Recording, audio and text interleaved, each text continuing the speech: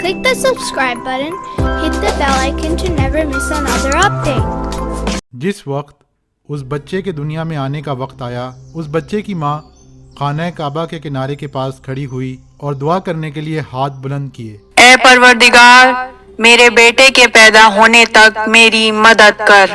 اور دیکھتے ہی دیکھتے خانہ کعبہ کی دیوار شق ہوئی اور ماں اس کے اندر داخل ہوئی، اور اس کے بعد دیوار پہلے والی حالت میں آ گئی۔ لوگوں نے یہ جب دیکھا تو کوشش کی کہ خانہ کعبہ کا دروازہ کھول کر اسے باہر لے آئیں، مگر ناکام رہے اور سمجھ گئے کہ یہ خدا کی طرف سے ہے۔ 3 دن گزرنے کے بعد لوگوں نے دیکھا کہ دیوار دوبارہ شق ہوئی اور وہ عورت اپنے نوزائیدہ بیٹے کو لے کر باہر آ گئی۔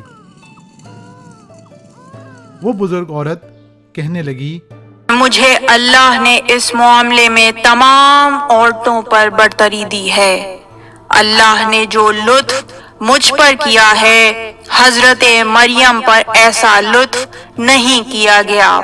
میں اپنے اس بیٹے کی وجہ سے خانہ کعبہ میں داخل ہوئی اور کچھ دنوں تک جنت سے میرے لیے کھانا لایا گیا، اور جب میں خانہ کعبہ سے باہر آ رہی تھی تو غیب سے آواز آئی کہ اس بچے کا نام علی رکھو، کیونکہ اسے سب پر برتری حاصل ہے، اور اللہ نے فرمایا کہ اس بچے کا نام اپنے نام سے منتخب کیا ہے اور اسے اپنے علوم سے بہرمند کیا ہے۔